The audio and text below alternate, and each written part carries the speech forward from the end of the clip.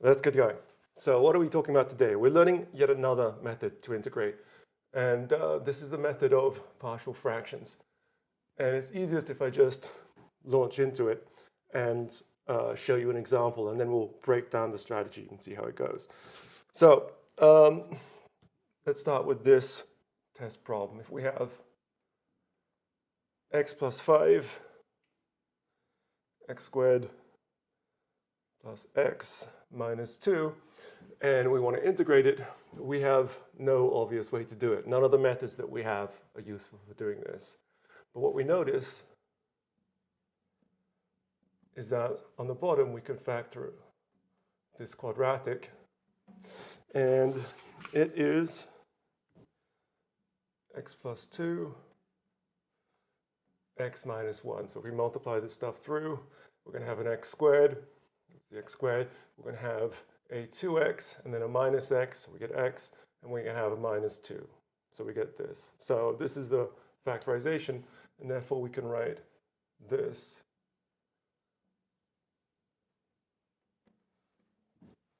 like this.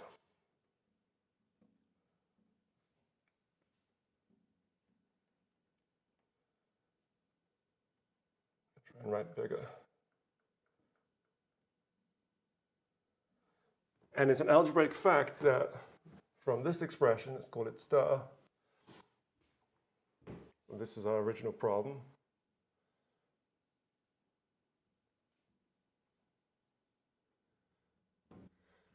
From expression star, it's an algebraic fact that we can actually write it like this. For some choice of numbers a and b. And if we can find these numbers a and b, then we are very happy because we can easily integrate this guy right here, right? And this guy too. Now, someone tell me what the antiderivative of 1 over x plus 2 will be. Yeah, it's just going to be log of x plus 2, yeah? Because it's just the chain rule. We differentiate log of x plus 2, yeah? The outer function is log, the inner function is x plus 2, and we'll get 1 over x plus 2. Yeah? So this guy is easy, and this guy is easy for the same reason. So once we get into this form, then this difficult integration problem becomes an easy one. So it's just a matter of finding these coefficients a and b. Yeah? Just an algebraic problem. So what do? We're going to make a common denominator. Yeah? So we're going to multiply top and bottom by x minus 1 here, and we'll multiply top and bottom by x plus 2 here. Yeah, and that doesn't change anything. And if we do that, then what do we get? We're going to have x minus 1, and here we're going to have x plus 2.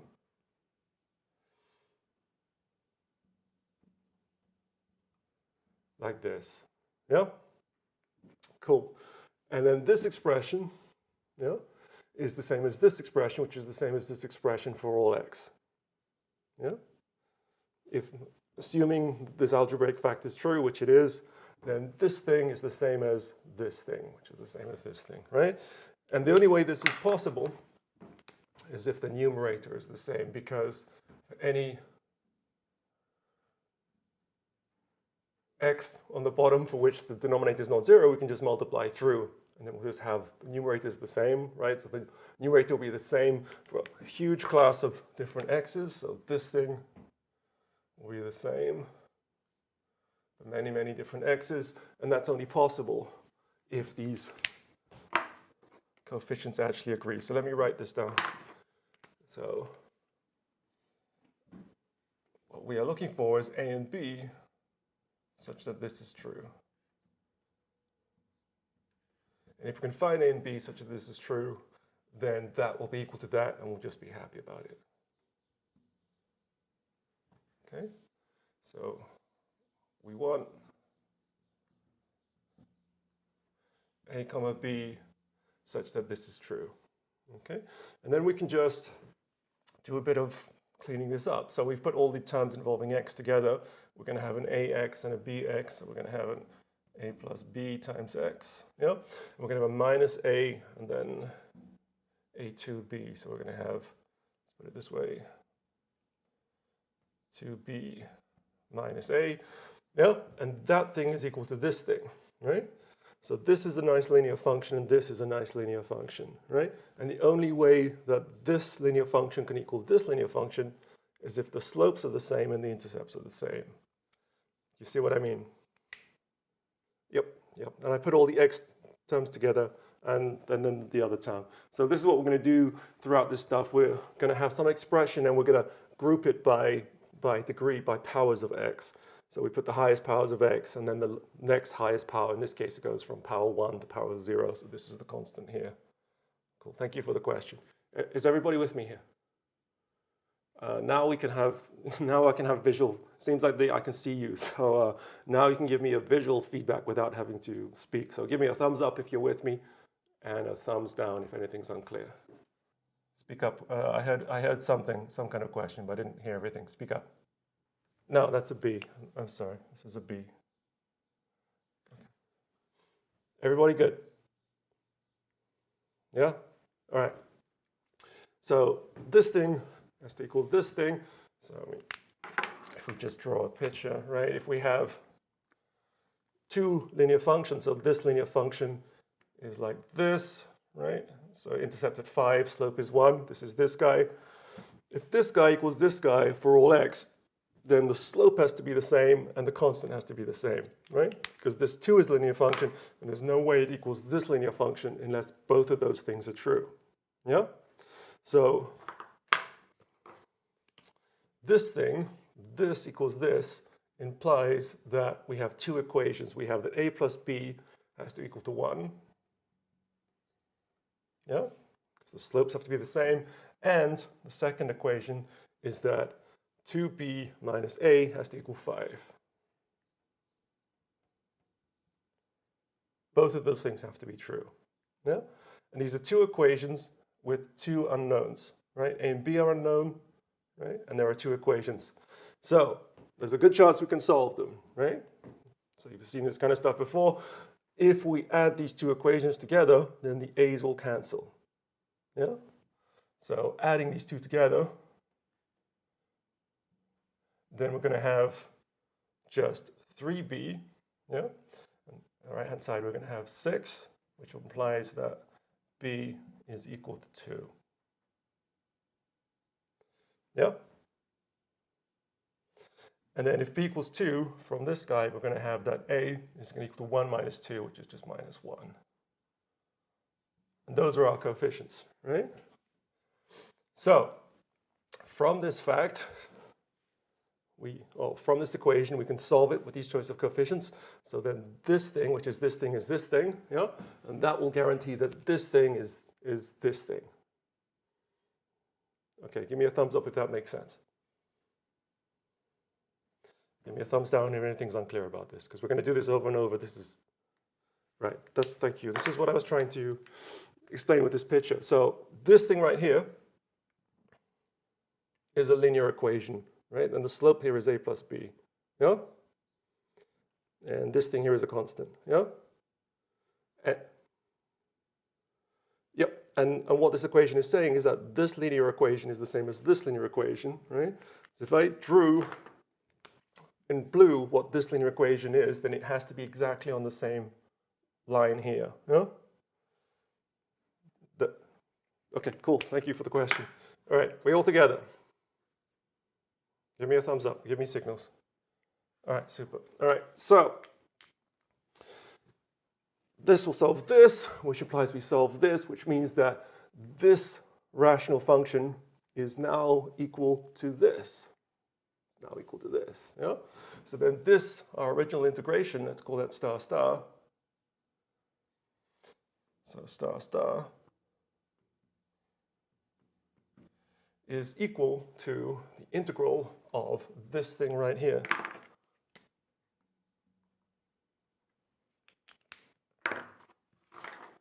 So it's minus 1 over x plus 2. Let me write that 2 better. Yeah? And b, we found that is 2.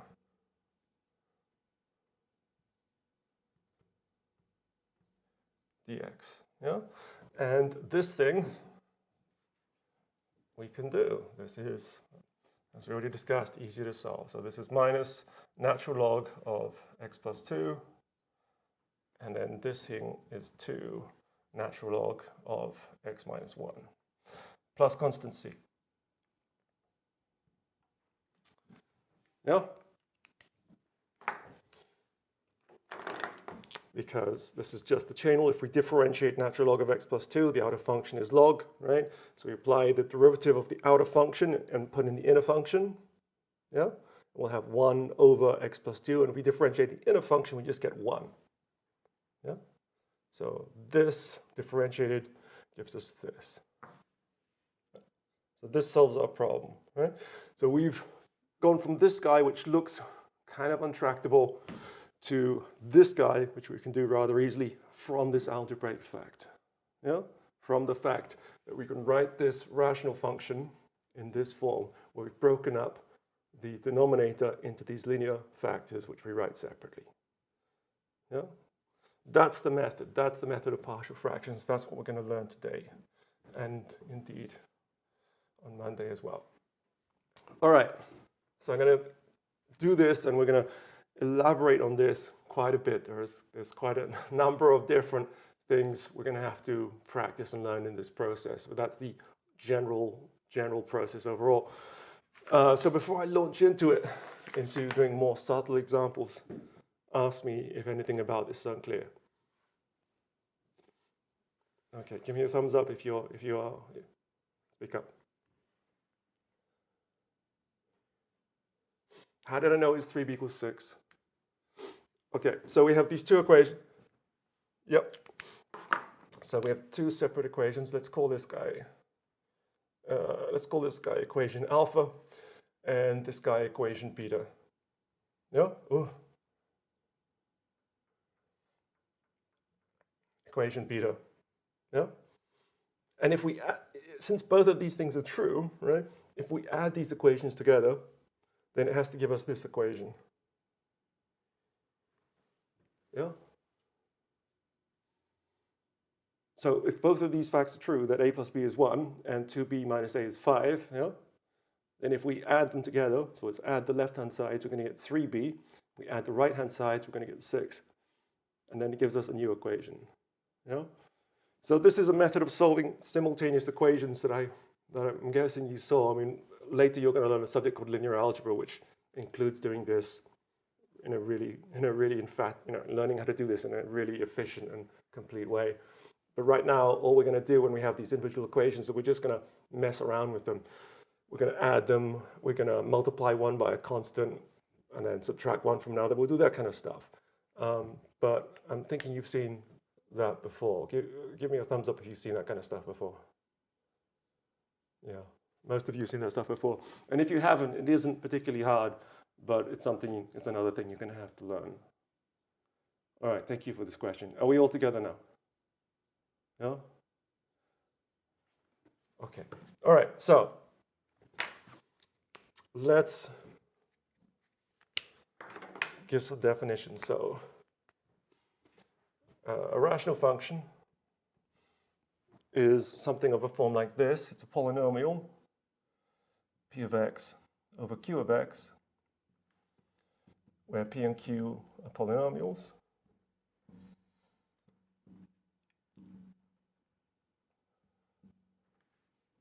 Okay, and we say it's proper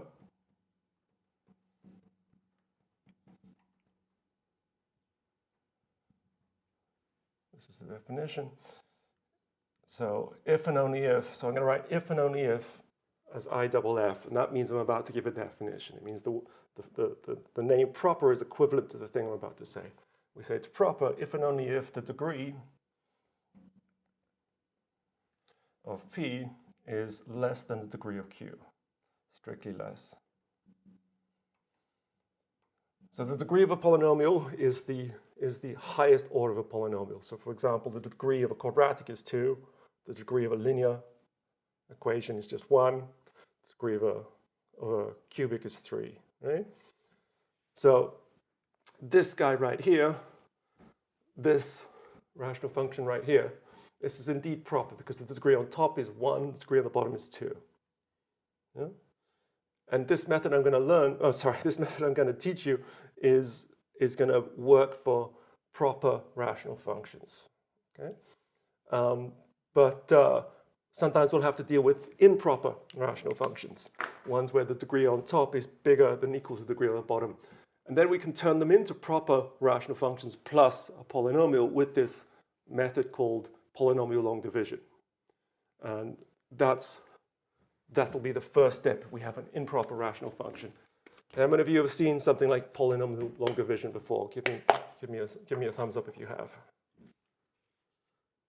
Okay, some of you. But all of you, I guess, have seen long division. Yeah. All of you have seen long division of numbers, right? No? Okay, so it's pretty similar. Okay. Let's do this example.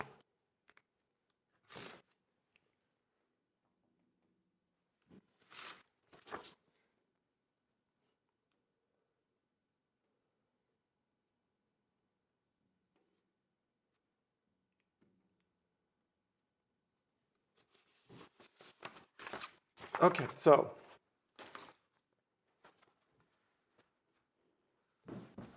look at this. This guy is improper, right? It's an improper rational function. So we will have to try and turn this into a polynomial plus a proper rational function. And we do polynomial long division, which goes as follows. So we are going to put, yep. Yes, it's 3 cubed. Yeah. So we are going to put this factor here, x minus 1, right? And here we're going to have x to the 3 plus x. And we're going to try and divide, we're going to try and find, okay, it's hard to express what this is. All right, let me just do it, and then I'll talk about what we just did. So we are going to try and match this highest power here by multiplying this thing by something, and then whatever we get, we subtract from the line above, just like polynomial division if you've done it with numbers. So we see that we can match this power by multiplying this by x squared, so we're going to put an x squared up here. If we multiply through by x squared, then we can have x to the 3 minus x squared. Yeah? And then we take this thing and we subtract this thing and see what we have left. So let's put a line. So again, we take this thing, we subtract this thing, we're going to have x squared plus x. That's what we have left. Yeah? And now we look at this thing and we ask ourselves, what can we multiply through by this to subtract as much of this away as possible? And if we multiply through by an x with this, we're going to get an x squared minus x, and we can kill at least the x squared term. So that's the next thing to multiply through by. So let's put an x right here, multiply through by x like this, x squared minus x like this. Yeah? And then we go, okay, let's take this guy and subtract this guy and see what we get left, what we have left. And then what we'll have left is just this 2x like this. Yeah? And we look at this and say, what do we multiply to have a chance to get rid of as much as possible of this thing? Well, the next thing to multiply by is by 2, because then we'll have a 2x minus 2. So let's put a 2 up here. And then here we're going to have a 2x minus 2. And then we take this guy and subtract this guy. And then all we're going to have left is 2. And then that's as far as we can go. There's nothing we can do to make this any simpler. Okay? That's polynomial long division.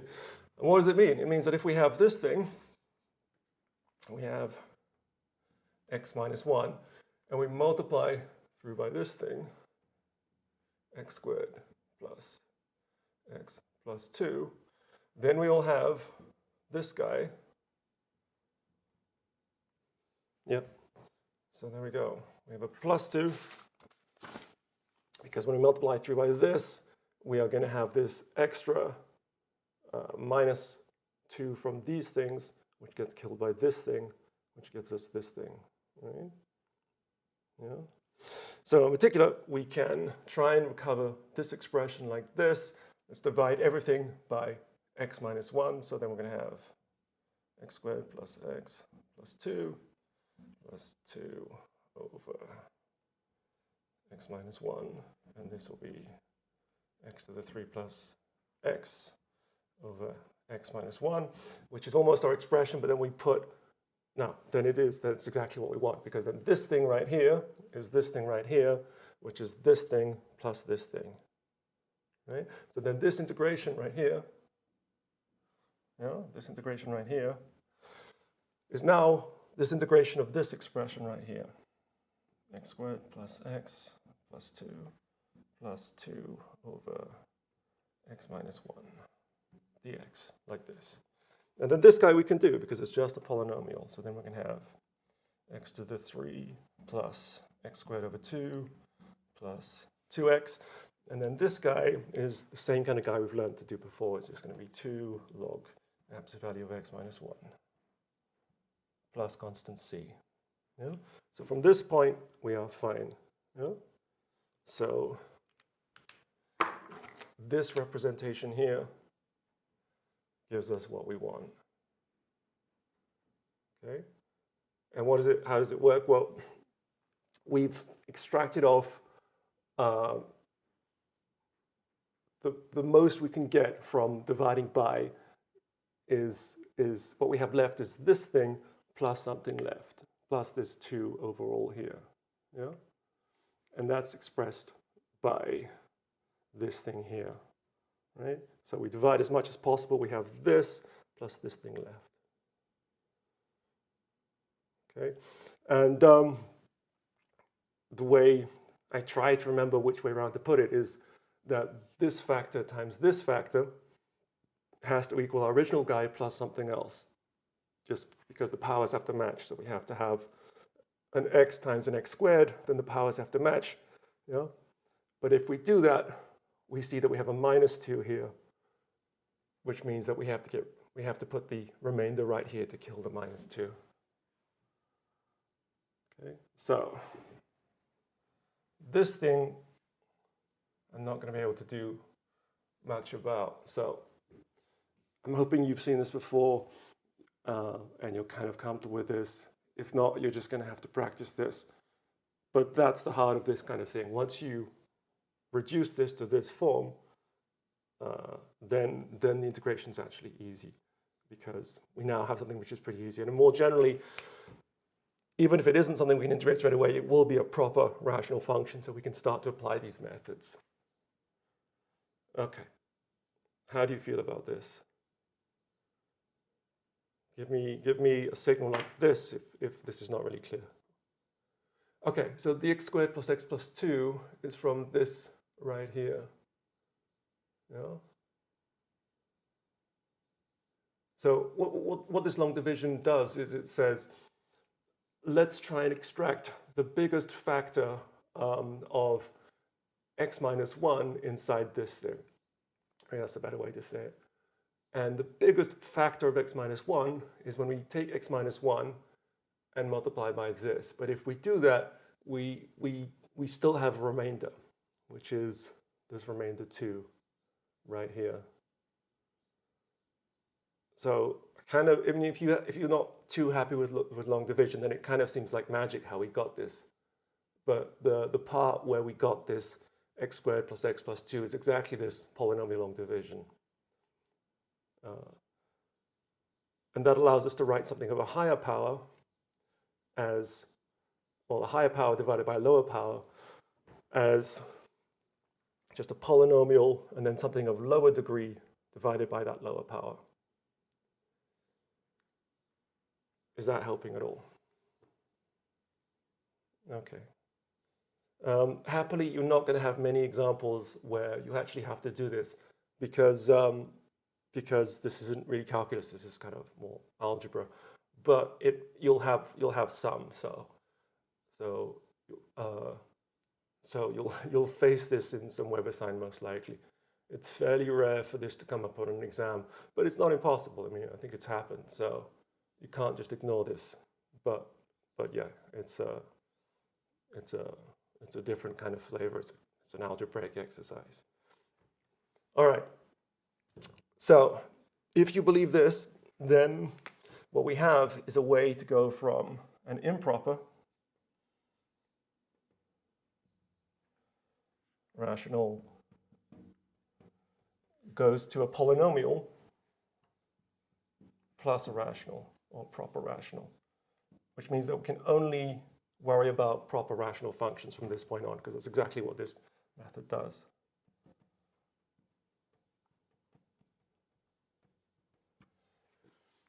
So for the rest of the time we talk about this, we're always going to deal with proper rational functions, because this method always gets us down to this, and we can always integrate a polynomial. And then we're going to learn about various cases we have to consider of proper rational functions. Okay? This is how the rest of this topic goes. So what we're going to have to consider are various cases, depending on the structure of the denominator. So given proper rational function,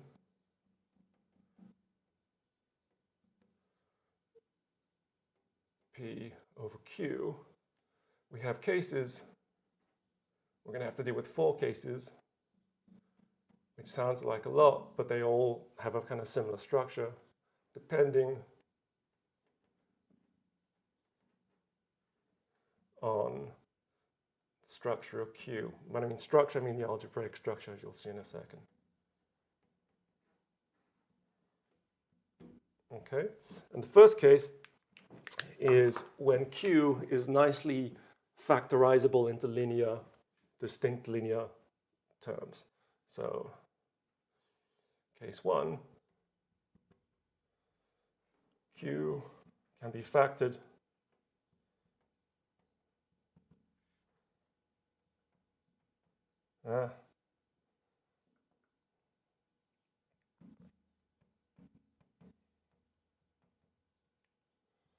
into distinct linear factors.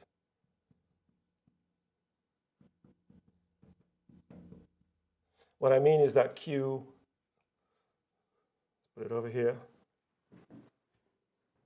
So Q of x can be written as a linear factor like this, ax plus, or a1x plus b1. That's a linear factor times another one, a2x plus b2, and then so on. And maybe there's lots of them. Maybe there's r of them, ax plus b of r. These are distinct linear factors, okay? And if we have that form, then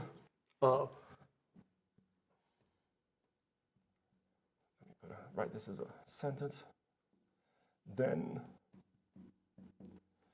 our guy, P of x over Q of x, can be written like this, as things like this. So for some coefficient a1, we have the first linear factor, a1 x plus b1, and then a2 x plus b2, and then so on.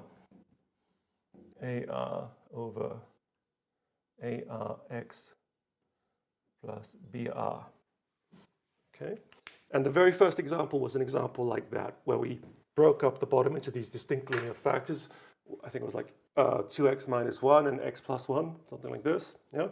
And then we wrote that this expression can be written of the form of a over 2x minus 1 and then b over x plus 1. And I said, that's just an algebraic fact. You have to believe me.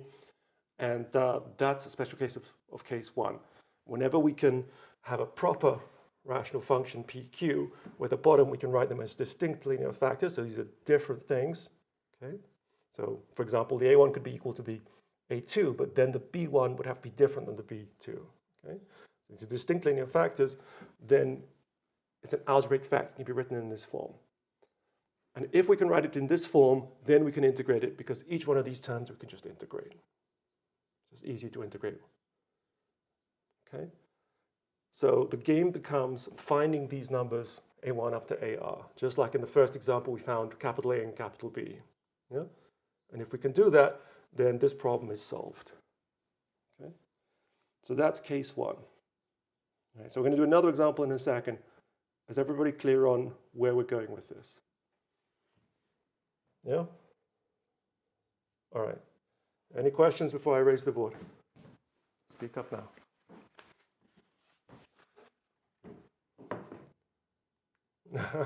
All right, so no, it's good. So I don't have like a total solution. There's still some issues sometimes. Anybody who doesn't see video at any time, just speak up and let me know.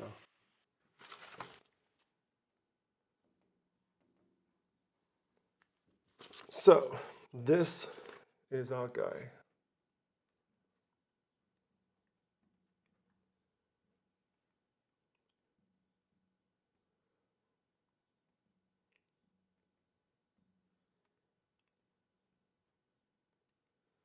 This is our guy right here.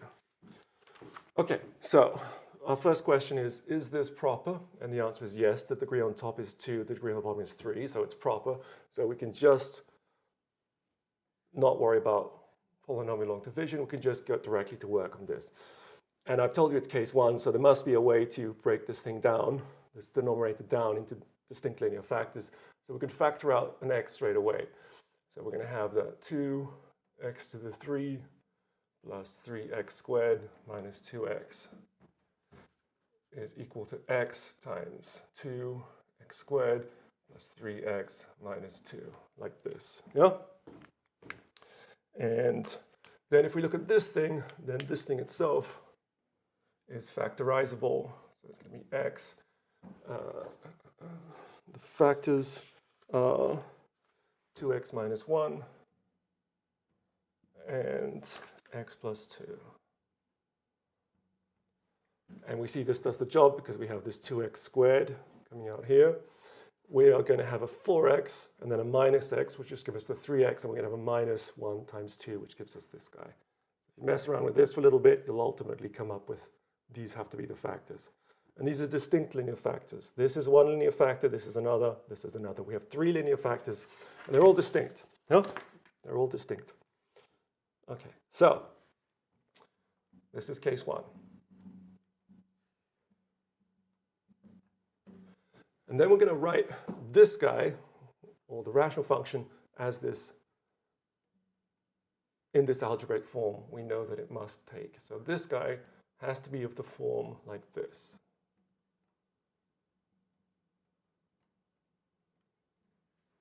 Has to be of this form. A over the first coefficient, sorry, over the first factor, B over the second factor, plus C over the third factor. Okay, that is just the algebraic theorem that we have, and we just accept it as true. We just have to use it. Okay, cool. And then we have to find out what these A, B, and C are. And the only way to do this is to compare this top line, this numerator, with the top line on the right-hand side when we make the denominator the same. Okay? So our next job is to make the denominator on the right-hand side equal to this thing. Yeah? And the way we're going to do this is by multiplying with the other linear factors that are not here. So it's maybe easier to just show you rather than say that in words. So we want to get this denominator to be this, and the way to do it is by multiplying top and bottom by this factor times this factor. Right? So if we write like this, we're going to have A of 2x minus 1, x plus 2, over this thing, which is a product of those 3 things. Yeah? Then taking this thing divided by this thing, all we'll have left is x over A. You see what I mean? Okay, let me continue to fill this up, and then we'll do it term by term. So the next thing we want to cover is this B. Okay, so we want to have again that this expression here with the same denominator as this. Okay, which means that we're going to have to multiply top and bottom by these other factors, which are x and then x plus 2. So let's put it here. B x plus 2. And then the final guy is this guy, C. And in order for this guy to have this denominator, we're going to have to multiply top and bottoms by the factors x and 2x minus 1. Right? So then we have x and then 2x minus 1. And if we put this all under this thing, let's see what happens. So just look at the A expression. Just look at this A expression here, right? Then we have A times this factor divided by A times this factor. So this, and I wrote it wrong. It's supposed to be 2x. So A times this factor divided by this stuff. The only thing that will be left will be A over x. Give me a thumbs up if that makes sense. Let's look at this thing. Just look at this thing. So everything inside the box, if we just do the algebraic simplification of this, then this term cancels with this, and this term cancels with this. So all that we have inside the red box will just be A over x. No, I mean, so we're given this as a true fact for some coefficients A, B, and C, you know? But the only way we're going to find the A, B, and C is if we can say that the top line here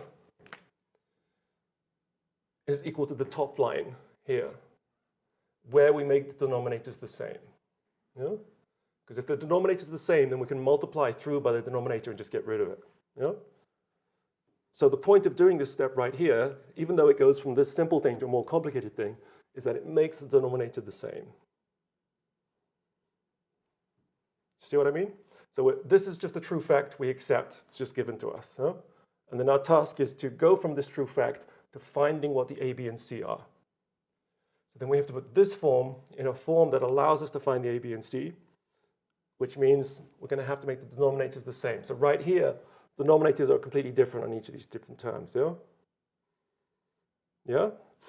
But when I put it in this more complicated form, then it reduces down to this thing. Is that helping? Okay. Okay. Yeah. And then I have office hour. What is it? It's Wednesday today, right? It is Wednesday, right? It's Friday. Okay. Anyway, stick around after class if it still doesn't make sense, and I'll talk about it in more detail. Okay. All right. So algebraically, this thing is the same as this thing. We cover all these terms. So the term in the red box gives us this thing. If we look at the B, then just look at the B, then the x will cancel, and the 2x and the x plus 2 will cancel, which will just give us B over 2x minus 1. So we'll cover this term, and if we look at this guy, same story, the x will cancel, the 2x minus 1 cancels, and we'll just get C over x plus 2. So this thing is the same as this thing, is my claim. All right, good. So this being true, then we can just multiply by the denominator throughout this entire thing and get rid of it. Okay, so let's do that. So then this denominator is the same as this thing, because that's the factorization we found out. So this implies that this top line, A of 2x minus 1 times x plus 2, B of x, x plus 2, plus C x 2x minus 1, is equal to this top line, x squared plus 2x minus 1. Yeah? That is another true algebraic fact. And it's just from multiplying again by the denominator through this entire expression. Okay? And now we're making progress because this thing is a quadratic. And this thing is also a quadratic because the highest powers of x are 2. Yeah? So it says that this quadratic on the left-hand side, whose coefficients are defined by this A, B, and C, is the same as this quadratic over here. Yeah? And there are 3 terms that define a quadratic, right? So a quadratic is defined by the square term, the x term, and the constant c. There are 3 different terms that define a quadratic. Yeah? And if we have 2 quadratics are exactly the same, so if we have this quadratic is equal to this quadratic, whoops, this is B2. So I realize the indices are a bit hard for you to see, but this hopefully will be up on video. So last time's video just broke because the battery ran out, but sorry, the space ran out, but this one should be fine. So this thing is the same as this thing, yeah? So start again. If this thing is the same as this thing, then the only way that's possible is if each one of these coefficients are the same. So let's draw a picture. So if we have this quadratic, right? So say it looks like this, yeah? And this quadratic underneath, yeah? This equation means that these two quadratics live exactly on top of each other. Okay? And I claim that that's only possible if all of these terms are exactly the same. If A1 is equal to A2, B1 is equal to B2, C is equal to C. Okay? Yeah. And you can just see this. This is just something you see by looking at the way that these things grow. So for example, and that would be my preferred way. For example, if we just look at the leading terms in x squared. You know? If we let x be incredibly big, then all these other terms are different. Sorry, all these other terms are much smaller, right? So if A1 was bigger than A2, then we wouldn't have them on top of each other. We would have the guy which is A1 would live above the A2 because these things are kind of negligible, they're unimportant for very large x, right? So if I just said to you, suppose we have A1 x squared equals A2 x squared, you would say, okay, that means A1 has to be equal to A2. No? You'd be happy with that. Yeah, this implies that A1 equals A2. Well, I claim that this also is true. This follows from this just because we take x sufficiently large, right? There's no other way that these guys can be equal to each other because basically we don't see the effect of these smaller terms, right? If we take x to be like 1,000,000, then 1,000,000 squared is so much bigger than 1,000,000 that it's negligible, right? So if A1 was not equal to A2, this wouldn't be possible for all x. You see what I mean? Give me a thumbs up if you do. Okay. So if we agree that A1 equals A2 just from this equation, then we can just kill them, and then we have that the equation just says that this equals this. And then we argue the same way. Unless these guys are the same, unless B1 is the same as B2, we can let x be incredibly big, and we'll just see it's not true. In this case, it's actually just a linear factor. We just see the slopes have to be the same. Yeah? The slopes just have to be the same. So if A1 equals A2, then we can just get rid of them, and then we have this equation, and then it's actually the thing we talked about before. Two linear functions can only be the same if their coefficients defining them are the same.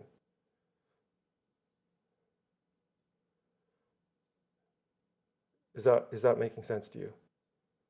Put your thumbs up if it does.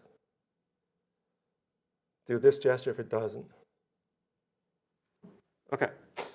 So if it's clear, what that means is that if we write this thing here as a quadratic in the form of some constant times x squared plus some constant times x plus some constant itself, then the only way that'll be true is if the constants of the x squared agree, the constants of the x agree, and the constants themselves agree, which will give us three separate equations.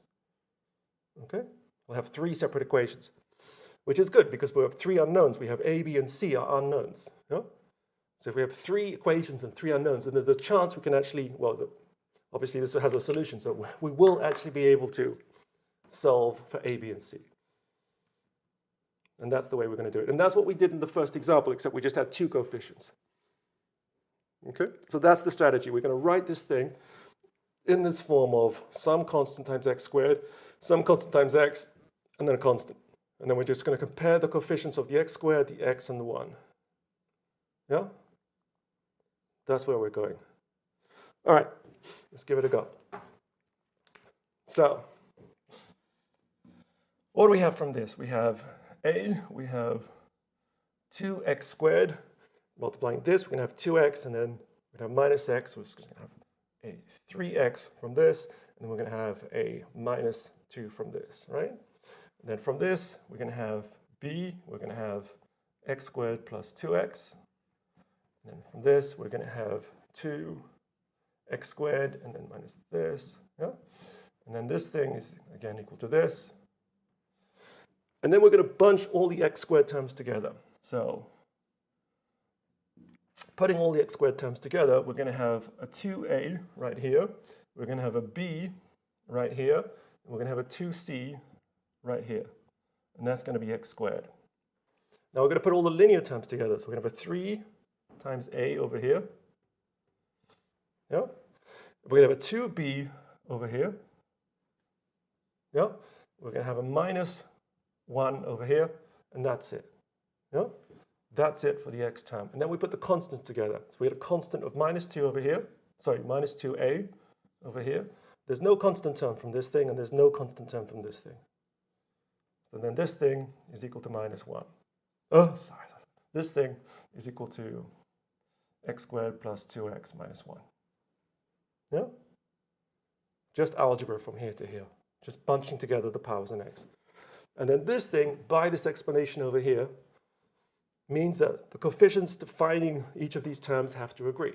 Exactly what we said here. Yeah? So maybe I should write this as a sentence. So this thing over here implies that a1 equals a2, b1 equals b2, and c1 equals c2. Okay? By this fact, we know that this is one of our equations, 2a plus b plus 2c is equal to 1. That's one equation. Put it over here. It's 1. Yep.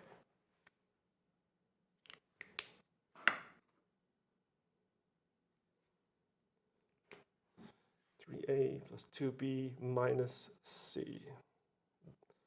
3a plus 2b minus c. Let's check. So we have 3a, this, it is minus c. Thank you very much, yes. Thank you. It is minus c. Thanks a lot. Good. So this is our first equation comparing the x squared. This guy, we're going to compare the x. Thank you for this, because now we have the correct equation. Put this over here.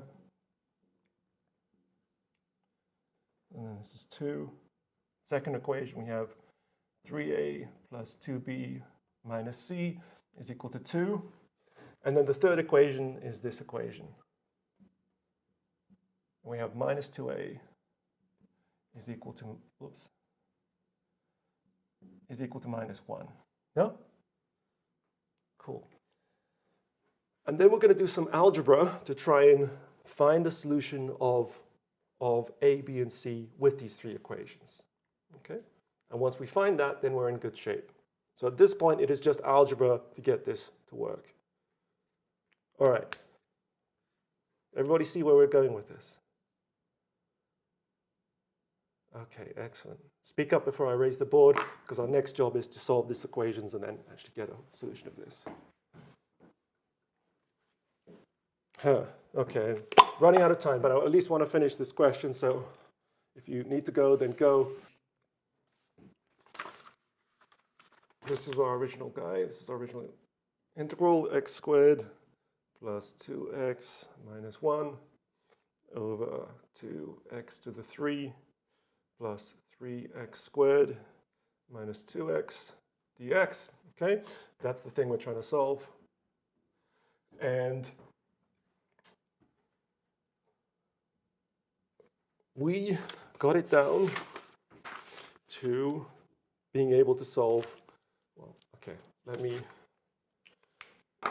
just put enough stuff that this makes sense. So let's call this red box a red box. So we made this red box by the fact that we can decompose distinct linear factors. We have that this thing in the red box has to be of the form a over x plus b over 2x minus 1 plus c over x plus 2. Okay? And then from this fact, we deduced that there are three equations that these guys have to solve, and these are the three equations. We have 2a plus b plus 2c equals 1. It's the first equation. Second equation is 3a plus 2b minus c is equal to 2. And third equation is this guy, which is just a is equal, this, which straight away implies that A is equal to a half. So we know at least what A is. Okay, so we have to figure out what B and C is with these remaining equations. And then how you do it is kind of a matter of just trial and error at this point, unless you've learned the more sophisticated method. You want to make algebraic operations with these guys that simplify it as quickly as possible, and you have the right to multiply these things by constants and then add and subtract them from each other. That's the way you can mess around with simultaneous equations. So the way I would do it is I would multiply this thing by 2, because if I do this, I get a 2b and I get a 2 here. And then I would take that equation and subtract from this, because then I would have the chance to kill the 2b and I'd also kill the 2. Yeah? So my preference is to do that, but there's lots of ways to do it. If you don't make a mistake, then ultimately you'll get an answer, and you'll be able to verify the answer by putting the numbers back in. But that's our game from this point on. So let's try that. Let's multiply this thing by 2. Then we're going to have 4a plus 2b plus 4c is equal to 2. Let's call this equation 1. Let's call this equation 2. Okay, we don't have to worry about that one because it's already given to us. So this thing is 2 times 1.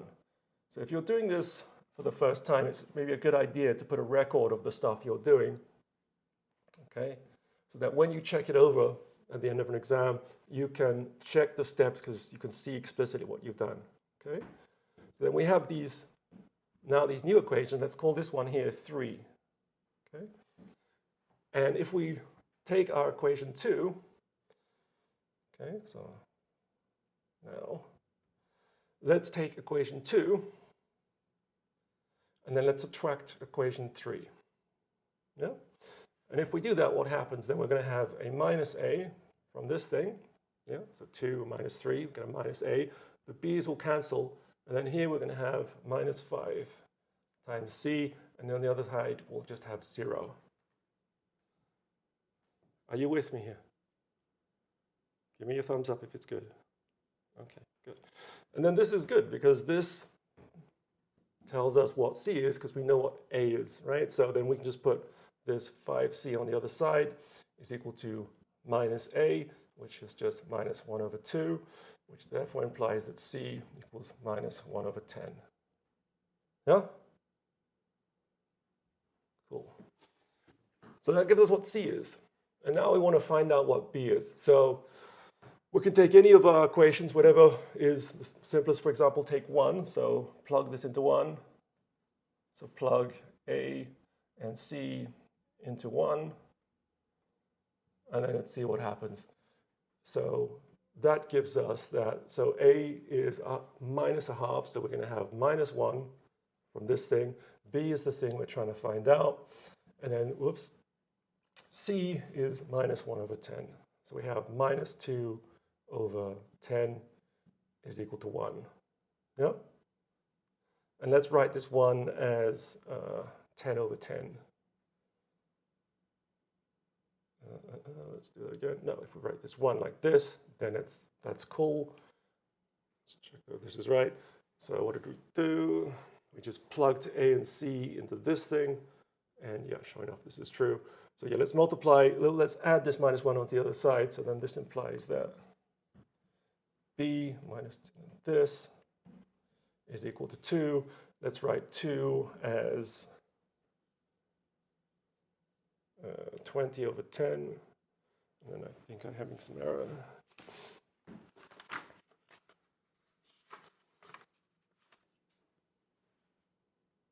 This is not a minus 1. This is a plus 1. Let's see where that goes. This is not a minus a half. This is a half. Sorry, misreading this thing. So then this is a 1 right here. I was reading this thing, not this thing. So this is now 1. Okay, well now this is easy. So yeah. This is just equal to 2 over 10, which is equal to 1 over 5. And these are the correct coefficients. Cool. So that gives us our a, b, and c. So we have that this thing in the box is equal to this thing, and now we know explicitly what the coefficients are. So we can turn this entire integral in this blue box, okay, and turn this entire integral into the following thing. So this thing, which I called star, is equal to the integral of this stuff, where now we can put explicitly the coefficients. So a is a half, so it's going to be 1 over 2x. B is 1 over 5, so it is equal to 1 over 5, 2x minus 1. And then C is minus 1 over 10, so minus 1 over 10 x plus 2 dx. And now we're home free, right? Because this stuff we can actually integrate, right? So the antiderivative of this thing is 1 over 2 log of mod x, right? The antiderivative of this thing, we have to think a little bit. So if we take log of 2x minus 1 and we differentiate it, we're going to have 2 over 2x minus 1, right? Which is not quite what we want, yeah, but it's almost what we want. So if we put log of 2x minus 1, again, if we differentiate it, we're going to have 2 over 2x minus 1, which isn't what we want. So if we divide this by 10, then that will indeed give us this thing. Yeah? And then this thing, we're just going to have minus 1 over 10 log of x plus 2. Yeah. I should be put absolute values instead of brackets because it's the more general antiderivative.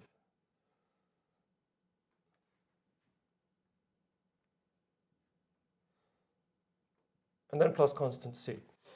And then this thing is just our answer. Cool. Everybody happy? All right, so it's kind of a long process, but let's just recap the steps and then we're done for today. So what did we do? We found this thing. Yeah? Sorry, we found this thing. We were given this thing. We were given this thing. Yeah? And then we tried to factor the bottom to see what it would look like. When we factored the bottom, we found that it had distinct linear factors. We found that 2x to the 3 plus 3x squared minus 2x can be broken into x, 2x minus 1, x plus 2. And we factored out the x, and we got a quadratic. And if you mess around the quadratic, you'll come up with these factors ultimately. Okay, this step's not too hard. Then we see these are distinct linear factors. They're distinct linear factors, right? Which gives us the right to write this thing, this rational function in this form. That's the fact that is given to us. We just accept it. It's a true fact, okay? So we have it in this form, like this. Okay, and then our job is to find the a, b, and c. Yeah, and the only way we're going to find the a, b, and c is if we write an equation of the numerator on the right-hand side is the same as the numerator on the left-hand side. Okay, and that's only possible to do if we make the denominators the same on the left and the right. So we multiply factors through to make denominators the same. So in this case, we multiplied by 2x minus 1, x plus 2, top and bottom.